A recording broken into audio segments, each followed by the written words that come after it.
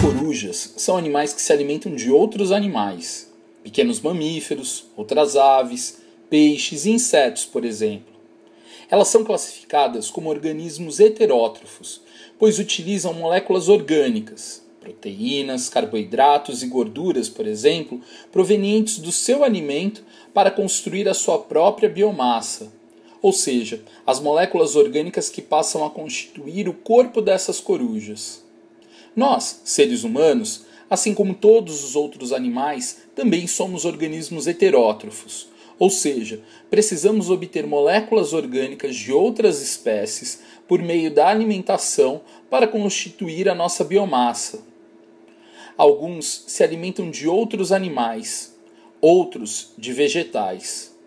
Alguns de animais e vegetais e outros de micro-organismos ou até mesmo de fezes de outros animais. Os organismos que não são heterótrofos são capazes de construir a própria biomassa sem se alimentar de nenhuma outra espécie. Eles são classificados como organismos autótrofos. As plantas e as algas são exemplos de organismos autotróficos, pois produzem a sua própria biomassa por meio de uma reação química conhecida como fotossíntese. As corujas não se alimentam de espécies autotróficas. Elas são consideradas aves predadoras, pois caçam seu alimento utilizando suas garras fortes e seus bicos curvos. Em um voo silencioso, elas se aproximam de suas presas sem que sejam percebidas. Com isso, elas conseguem capturar e matar esses animais para em seguida tentar engoli-los por inteiro. Se forem relativamente grandes, elas podem despedaçá-los. Durante a digestão do alimento, as partes não digeríveis das presas consumidas, como carapaças de insetos, pelos, penas, escamas e ossos, são eliminadas no formato de uma pelota compacta. Essas pelotas não são defecadas como algumas pessoas pensam, mas elas são regurgitadas pelas corujas. Logicamente, as corujas também defecam, como toda ave, e suas fezes são compostas essencialmente de restos de biomassa não absorvida ao longo do trato digestório da coruja. Ao final de cada dia, as corujas esperem de 1 a 2 pelotas como resultado da noite anterior de caça. Esse número pode ser maior ou menor dependendo da coruja e da maior oferta de presas. Esse material coletado sob poleiros e ninhos é tratado e analisado criteriosamente por pesquisadores, que a partir desse material elaboram um perfil confiável da dieta dessas aves. No quadro apresentado, você pode conhecer alguns dos perfis das dietas de 5 diferentes espécies de corujas brasileiras. Esse estudo foi conduzido pelos biólogos do Laboratório de Ecologia de Aves do Instituto de Biociências da Universidade de São Paulo.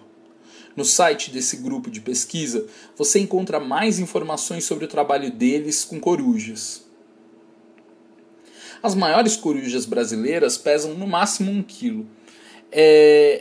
No entanto, para um período de 1 ano, os pesquisadores estimaram que um casal de suindaras, uma espécie de corujas, consome entre 1.720 e 3.700 roedores.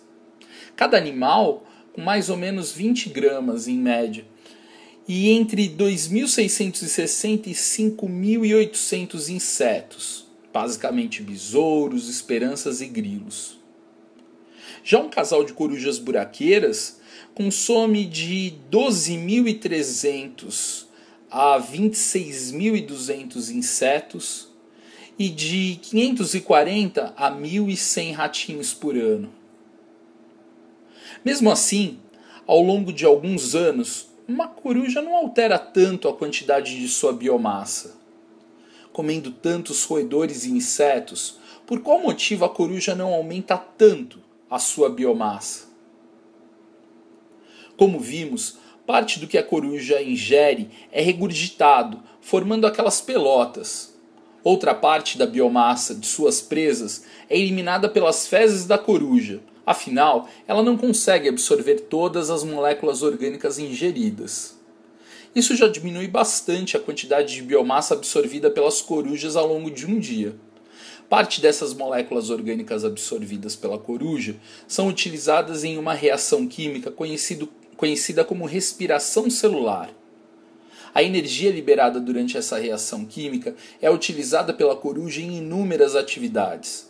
Por exemplo, permitindo movimentar as suas asas durante o voo, em busca de novas presas, ou mesmo ao ficar imóvel em um tronco de árvore, avistando possíveis caças. O gasto de energia para manter as atividades vitais da coruja é muito grande.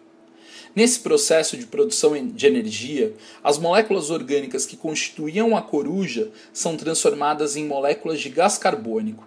Esse gás é então liberado pela respiração para a atmosfera.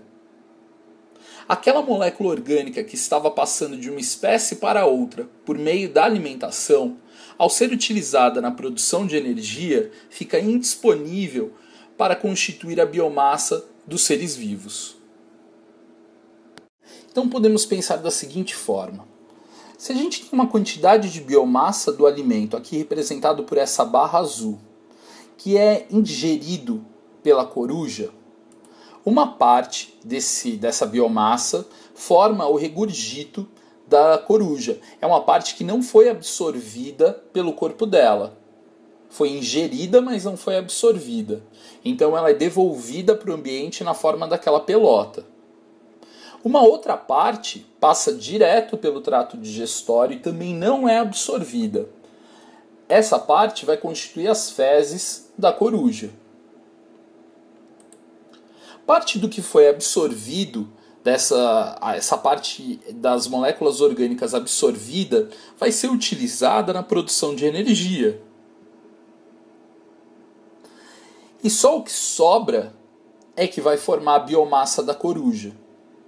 Aqui a gente não está usando uma escala muito precisa, mas se fosse pensar da biomassa que ela ingeriu para a biomassa que passou a formar o corpo dela, houve uma redução muito grande.